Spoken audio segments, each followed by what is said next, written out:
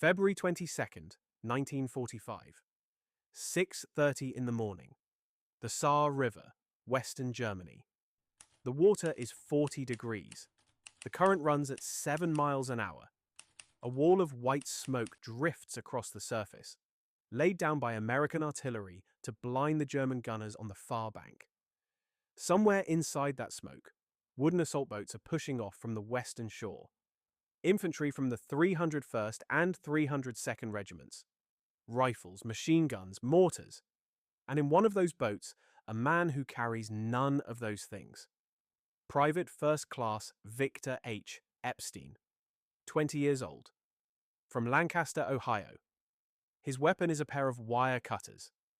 His job is to get to the other side of that river, crawl to the German barbed wire, and cut a path through it so 2,000 men can advance. He has done this before. He will do it 6 times today. The 6th time will kill him. The boat scrapes gravel. Epstein is out, boots in freezing water, moving low through the smoke. The bank is steep and muddy. Somewhere ahead, past the fog, rows of barbed wire stretch between concrete posts. Behind that wire, pillboxes, machine gun nests, mortar pits zeroed in on every approach. The Germans know the Americans are coming. They have known for days. The wire is the first obstacle, and it must come down before the infantry can move. That is why Epstein is here. Not to fight, not to shoot, to cut. He reaches the first line of wire, drops flat, and begins working. The wire is thick, coiled in dense spirals called concertina. Each strand is studded with razor-sharp barbs designed to tear through clothing, skin, and muscle.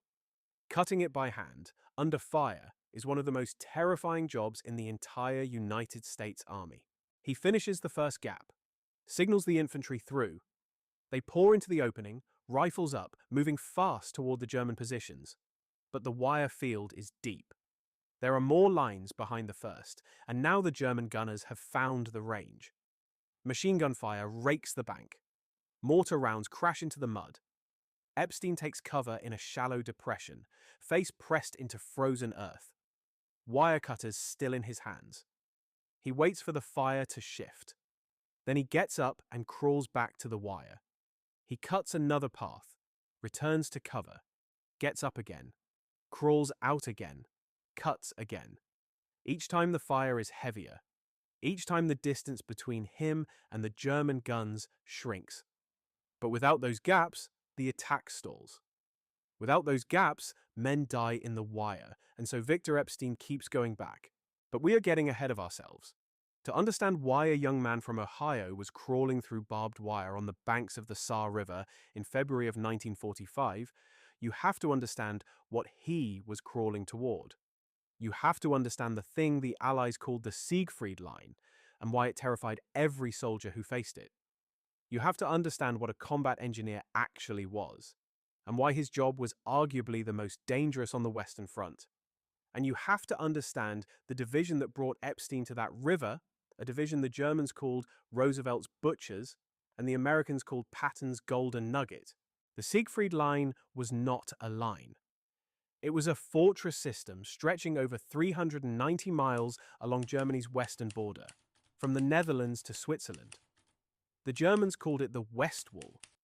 Construction began in 1936, and by the time it was completed 3 years later, it contained over 22,000 bunkers and pillboxes. Some were small, barely large enough for a machine gun crew.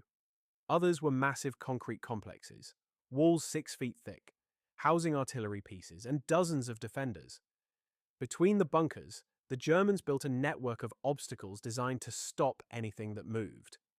Dragon's teeth, rows of reinforced concrete pyramids, each 3 to 4 feet high, anchored on foundations that went meters underground. Anti-tank ditches filled with water, and mile after mile after mile of barbed wire. The wire was not an afterthought.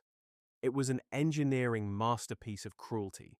Standard German defensive doctrine called for multiple belts of concertina wire in front of every fortified position, layered in depths of 30 to 50 feet. The wire was strung low to the ground, tangled in overlapping coils that would snag boots, trousers, equipment, flesh. In many sectors, the wire was interspersed with anti-personnel mines. The infamous S mine, the Bouncing Betty, was buried just beneath the surface. Step on the trigger, and a small charge would launch the mine 3 feet into the air before detonating, sending 360 steel balls in every direction at waist height. The message was simple: you could not go over the wire. You could not go around the wire. Someone had to cut through the wire, and that someone was the combat engineer. Combat engineers were the Swiss Army knives of the United States military. They built bridges under fire. They cleared minefields by hand, crawling on their stomachs with bayonets and metal detectors, probing the frozen ground inch by inch. They demolished pillboxes with satchel charges and TNT. They constructed roads, repaired airstrips, and operated heavy equipment within range of enemy artillery. And when the infantry hit a wall of barbed wire, it was the engineers who went forward with wire cutters, Bangalore torpedoes, and bare hands to tear it apart. They were armed, trained to fight as infantry when required, carrying rifles, machine guns, bazookas, and grenades. But their primary mission was not to kill. It was to enable, to open the path, to remove the obstacle, and then to step aside while the riflemen went through. It was the kind of work that rarely made headlines. The kind of work that earned you a grave before it earned you a medal. Victor Epstein belonged to the 319th Engineer Combat Battalion, the organic engineering unit of the 94th Infantry Division. He was from Lancaster, a small city of about 20,000 people in Fairfield County, Ohio, roughly 30 miles southeast of Columbus. Lancaster was the kind of place that sent its sons to war without fanfare and waited for them to come home without complaint. We do not know exactly when Epstein was drafted or when he joined the 319th. We do not know if he had a wife, a girlfriend, a brother in the service. What we know is that by the winter of 1945, he was in Germany, assigned to one of the most dangerous jobs in the army, and he was good at it. Good enough that when the order came to cross the Saar River, Epstein was in the first wave. The 94th Infantry Division had a strange beginning. Activated in September of 1942 at Fort Custer, Michigan, it was filled with an unusual mix of soldiers. Many of its enlisted men were draft-deferred university students, young men who had been allowed to finish their education before being called up. The officer corps was assembled from various domestic postings, and the mutual trust between officers and men was, by several accounts, shaky from the start. The division did not see combat until September of 1944, when it landed on Utah Beach in Normandy, more than 3 months after D-Day. Its first assignment was not a glorious offensive, it was containment. The 94th was sent to Brittany to bottle up 60,000 German troops besieged in the channel ports of Lorient and Saint-Nazaire. For 3 months, they sat in the rain, trading artillery fire, taking casualties, and learning what war actually felt like. Everything changed on New Year's Day, 1945. The Battle of the Bulge had torn a massive hole in the Allied lines to the north, and General Patton needed every available division to fill the gaps. The 94th was pulled from Brittany and sent east into the Saar-Moselle Triangle. This was a wedge of land formed by the junction of the Saar and Moselle rivers, and it was defended by a section of the Siegfried Line known as the Oorscholz Switch. The fighting there was medieval in its brutality. Villages changed hands 3, 4, 5 times. The winter was savage, temperatures dropping well below zero, snow turning to ice, turning to mud. Patton, with characteristic fury, berated the division's officers for the rate of non-combat casualties. Men lost to frostbite, trench foot, and exhaustion. But the 94th kept fighting. Tettingen fell, then Butzdorf, then Nennig, then Kampholz Woods, then Sins. At Nennig, the fighting was so ferocious that the Germans gave the division a nickname: Roosevelt's Butchers. The 94th earned another name too. Patton himself called them his Golden Nugget. On February 19th, the 94th launched a full-scale assault on Munzingen Ridge, the backbone of the Saar-Moselle Triangle. All 3 infantry regiments attacked simultaneously, supported by heavy artillery and airstrikes. By the 21st, the ridge was taken, and the area from Orscholz to the confluence of the Saar and Moselle was secured. But General Patton did not pause. He ordered an immediate crossing of the Saar River itself, against the advice of several of his own officers. The river was swollen with snowmelt, running fast and cold, and the German defenders on the eastern bank had had weeks to prepare their positions. The crossing was set for dawn on February 22nd. The 319th Engineers would go in with the first wave. The plan was straightforward in concept and terrifying in execution. Under cover of a massive smokescreen, assault boats carrying infantry from the 301st and 302nd Regiments would cross the Saar between the towns of Tarbon and Stadt. Engineers would cross with them, tasked with clearing obstacles on the far bank, cutting through wire entanglements and preparing routes for the follow-on forces. Once a foothold was established, the engineers would construct a treadway bridge capable of carrying tanks and vehicles across the river. Every man in the first wave knew the odds. The Germans had direct observation of the crossing sites. They had pre-registered their artillery and mortars on every likely landing point. The only thing between the Americans and annihilation was a curtain of white smoke. At 0630, the first boats pushed off. The smoke was thick, but it would not last forever. Wind could shift it. Gaps could open. And the Germans did not need to see their targets.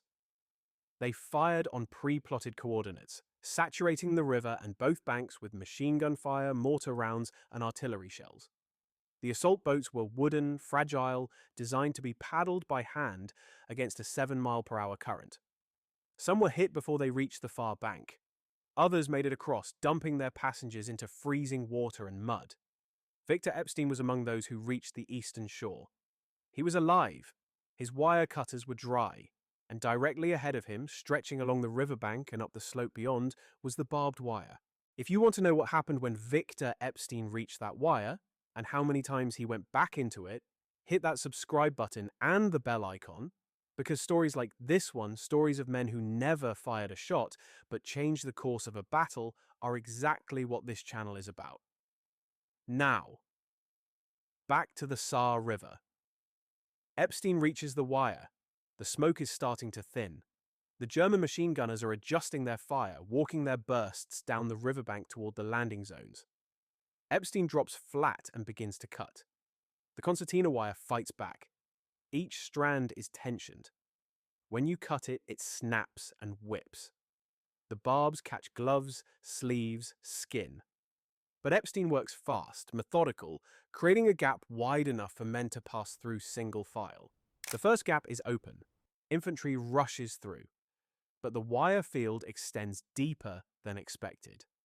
Behind the first belt, a second. Behind that, a third. And the fire is intensifying. Mortar rounds are landing closer now, throwing geysers of frozen mud into the air. A machine gun somewhere to the right has found the general area of the breach and is firing in long, sweeping bursts. Epstein pulls back into a fold in the ground, pressing himself into the earth. The noise is indescribable. The crack of bullets passing overhead. The deep crump of mortar impacts. The screams of wounded men somewhere behind him. He waits. The fire shifts. He gets up and crawls back to the wire. Second trip. He cuts another section. Returns. Third trip. The same. Each time he goes out, the probability of being hit increases. The Germans are not stupid. They can see where the wire is being cut. They know someone is there. Fourth trip. By now, Epstein has been working the wire for what feels like hours, but is probably less than 30 minutes. His hands are numb. His uniform is torn in a dozen places from the barbs. The smokescreen is almost gone.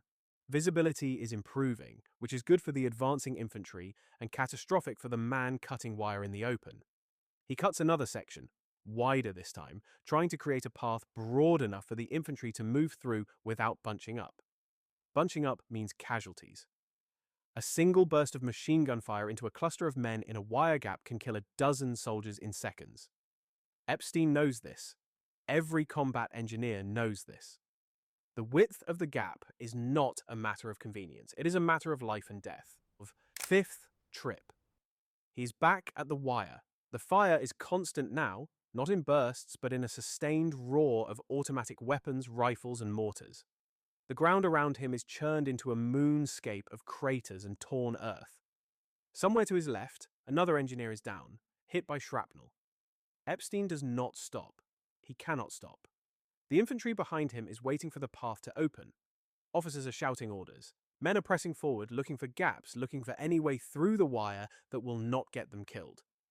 Epstein finds another section, drops flat, and begins to cut. Strand by strand, coil by coil. The wire gives way. Another gap opens. He crawls back. 5 trips completed. 5 paths cut through the German wire. The attack is moving forward. The bridgehead is forming. 6th trip. Victor Epstein crawls out of his cover position and moves toward the wire one more time. By now, the German defenders know exactly where the breaches are. They have concentrated their fire on the gaps, turning each one into a kill zone. Epstein reaches the wire. He begins to work. And somewhere in the chaos of that freezing February morning, a bullet or a piece of shrapnel finds him. The citation does not say exactly how he was hit. It says only that he was mortally wounded during the heroic performance of his duty. Private First Class Victor H. Epstein from Lancaster, Ohio, died in the barbed wire on the eastern bank of the Saar River. His wire cutters still in his hands. He was not carrying a rifle. He was not throwing grenades. He was opening a door so that other men could walk through it. The crossing succeeded. By the 24th of February, both regiments had established a bridgehead 1.5 miles deep on the eastern bank of the Saar.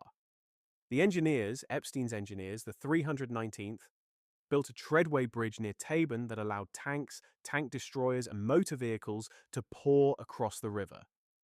The capture of this bridgehead assured the 20th Corps the eventual seizure of Trier, one of the most important communication centers in Western Germany.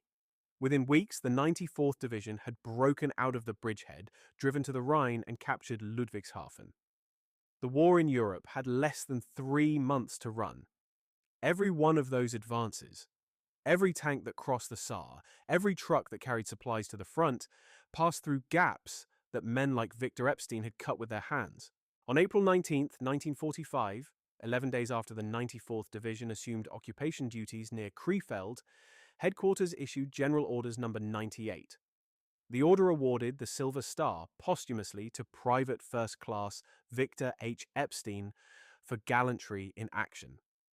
The citation described how he had made a river crossing with infantry assault units, how he had cut a route through the wire, how intense fire had forced him to take cover, and how on 6 separate occasions he had ventured fearlessly along the barbed wire barrier, cutting and clearing the way to facilitate an uninterrupted advance.